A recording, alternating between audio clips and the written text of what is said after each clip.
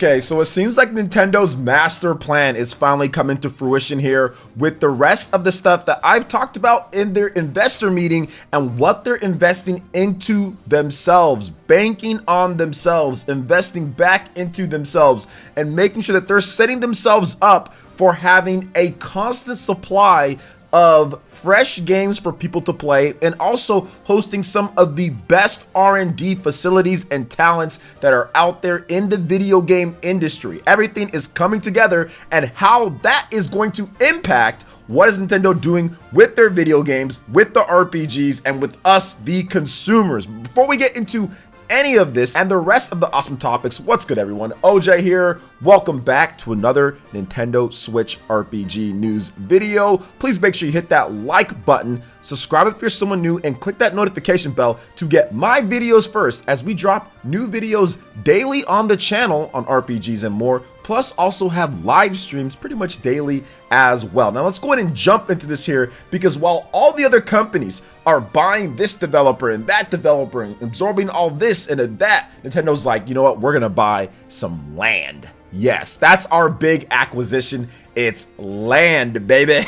So yeah, no, there's more to it than just that. Let's go ahead and get into the topic here. Shout out to Nintendo Everything for the beat on there, and many other people that have been telling me about it, reporting about it, all that good stuff. So Nintendo has announced the acquisition of Kyoto City owned land, which will be used as a new development center. The tentative name is Corporate Headquarters Development Center Building Number 2. Nintendo notes that the move was made as it, quote, will carry an important role on reinforcing its R&D, which is called research and development. However, it is not expected to be completed until December 2027. Woo, that's quite some time for that when it comes down to it, but it all plays a part and a factor into the bigger equation here. So here is the full announcement. Nintendo Co. and all the other places that they have there today announced it has been selected as the business operator for effective use of the Kyoto City owned land of the former Foundation Support Factory and former Material and Disaster Prevention Center, which was recruited by the city of Kyoto from December 8th, 2021. Nintendo will be acquiring and utilizing the land, and they talk more about it. The price was 5 billion yen. So 5 billion yen, which is roughly about $41 million if my yen to dollars conversion is correct here. And of course, it's going to be for R&D. It's approximately 38,000 meters.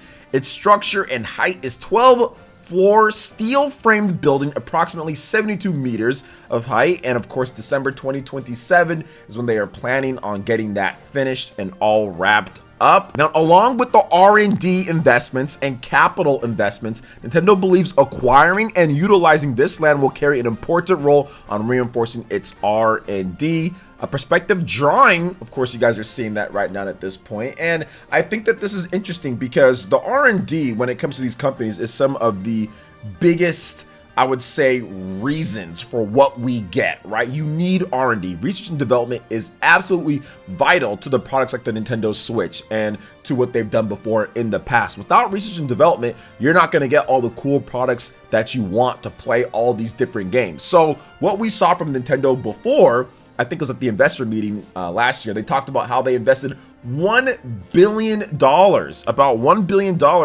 into game and development. So their own first party teams, recruiting, all that good stuff, games being developed. That's awesome, right? Cool. $1 billion. But also research and development is very important because these developers are going to have to play on these certain games and these systems that need to be made. Now in 2027, that's obviously a number of years away, but it's not that far away. When it comes to business terms, when it comes to what a business like Nintendo's thinking that's been around for hundreds of years at this point, right? This is not that far away. So you need to start planning. You need to start making sure everything is set, because by 2027, you're obviously going to be full into the next generation. You're going to have more different stuff that you're researching if you're planning on doing multiple different upgrades and systems like Nintendo's done before with their portable line of systems, like the new Nintendo 3DS, new Nintendo Nintendo 2DS, 2DS XL, all that stuff, you're going to need strong research and development. All of that is very, very important. Now, we haven't heard much from Nintendo's research and development since they merged back before the Nintendo Switch came out, and we saw what happened there. So definitely this is good that they are expanding on their research and development and helping out in order to build a more productive and better research and development team, which is going to aid us, the gamers, at the end of the day, so we can get the cool products from Nintendo, the great Nintendo games and the great Nintendo systems and all of that. So I'm excited to see what happens with this. But once again, this is the corporate stuff and all that. I'm kind of talking about it from a gamer's perspective and giving you guys kind of what they do. But I think that it all ties in. It ties into the investments of course, banking on yourself, spending on yourself, building yourself up, and making sure that you bring in people that have that type of culture when it comes to what you make. What Nintendo does is very different from other companies out there, and you need to reinforce what's important to you as a company that makes you successful. And I've seen Nintendo do that quite a bit, you know, when it comes to what Furukawa's doing and kind of taking things in a bit of a straight line and barely deviating off of that plan when it comes to software, business decisions, and things like that. So interesting to see exactly what's going to happen with this going forward. So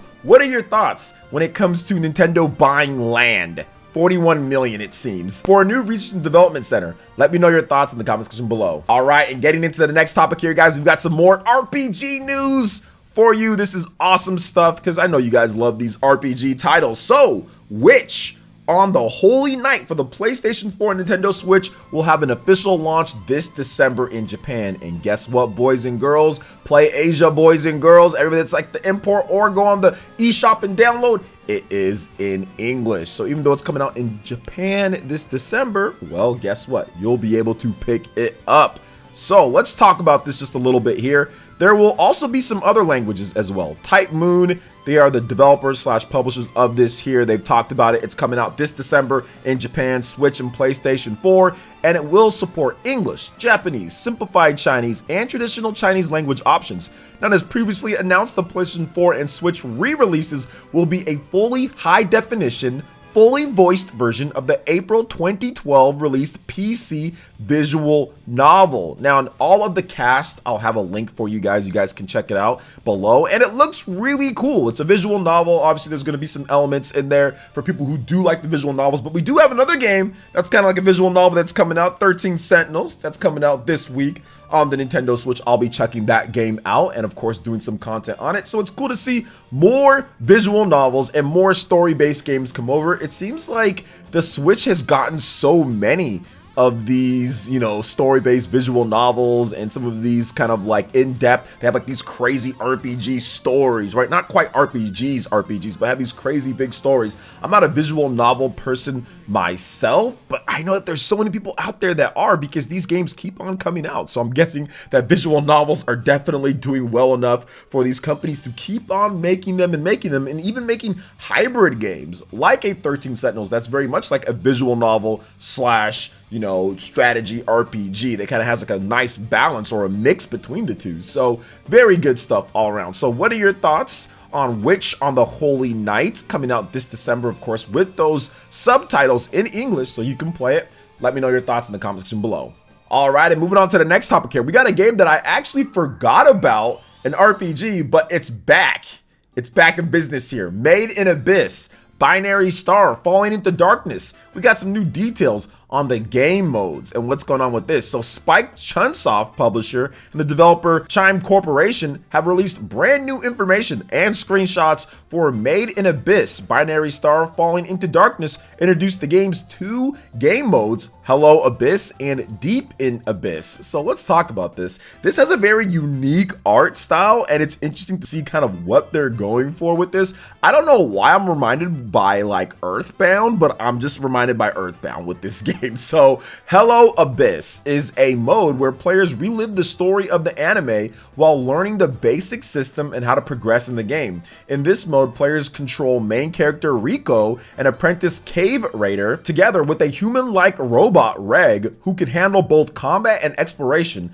Aim for the bottom of the colossal hole known as the Abyss Event scenes in the game are fully voiced by the anime cast. Okay, interesting. And the graphics look very solid in this game. I like the really clean look of the character models. Now you also have Deep in Abyss. In Deep in Abyss, you control a new cave raider, an original character, to challenge the depths of the abyss and enjoy an original story supervised by series author Akihito Tsukushi. The original character can be customized with different hairstyles and facial features. By completing missions and bringing back relics from the abyss, players can increase their rank as a cave raider and challenge deeper levels of the abyss. The mode is based on a single player exploration, so more careful preparation and action are required. Okay, interesting. Two separate modes. You have this cave raider, then you have this different style of mode, and you can play between the two and bring back the relics. I like that. I actually like that a lot. Now, I have not seen this anime yet. Apparently, people do like this anime, so I have not seen it yet, and they do provide English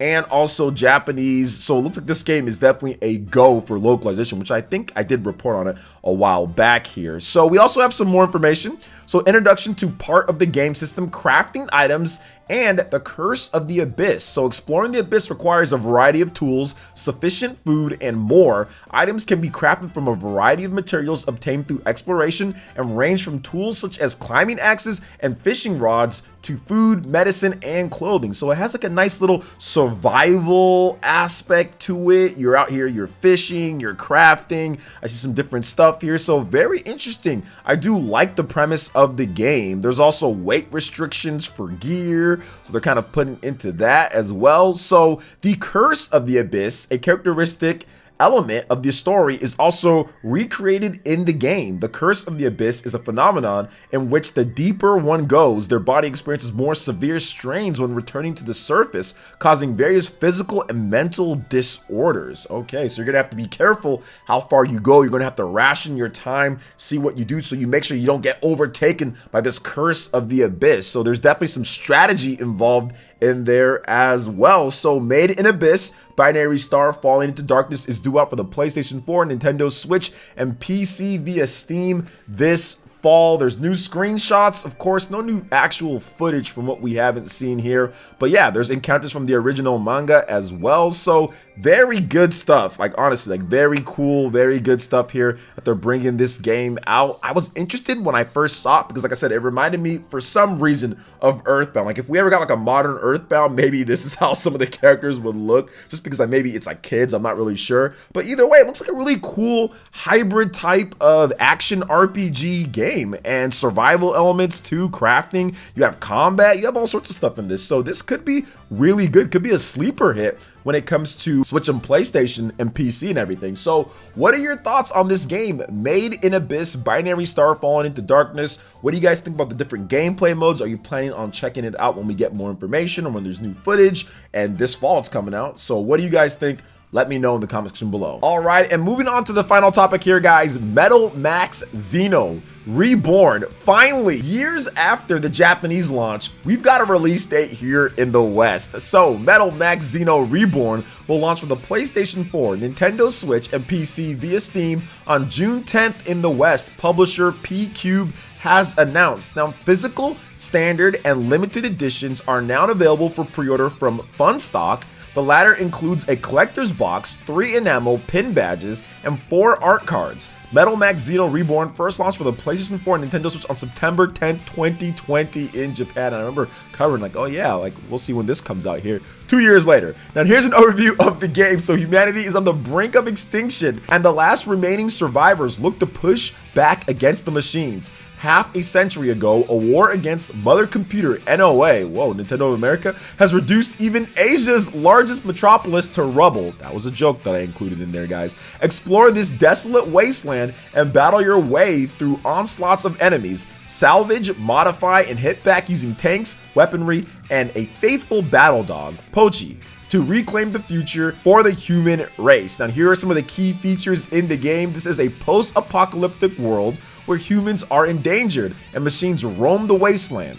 JRPG with a blend of turn-based and real-time combat with an emphasis on tanks and armored vehicles. Explore the expansive wastes of Tokyo Bay. freely explore a vast world on foot or mounted in your combat vehicle, so open world game here. Team up with 2 new characters, beloved battle dog Pochi and artificial human navigator PO-M, as you venture out to unite the remaining survivors. Hunt down high-value targets with over 30 boss fights to claim valuable rewards, a reimagining of Metal Max Xeno from 2018, the latest game in the classic Japanese series Metal Max, fully redeveloped with brand new game engine and a complete graphical overhaul with redesigned characters, enemies, and environments. Oh man, they've got a lot here. So they talk about explore an expansive wasteland, build an unstoppable party, gear up for victory, salvage and build your weapons. This could be a little cult hit here when it comes to this. I love these AA type of games that come out for the Nintendo Switch. Obviously, they're not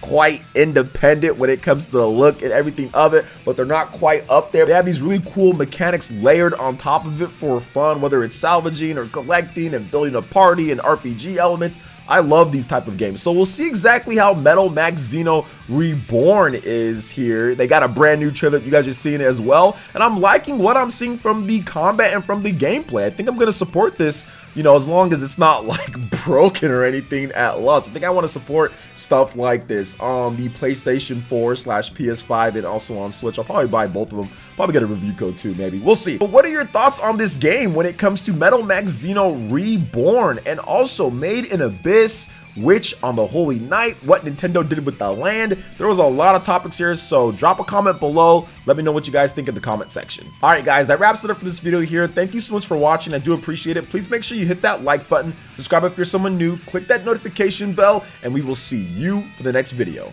Peace.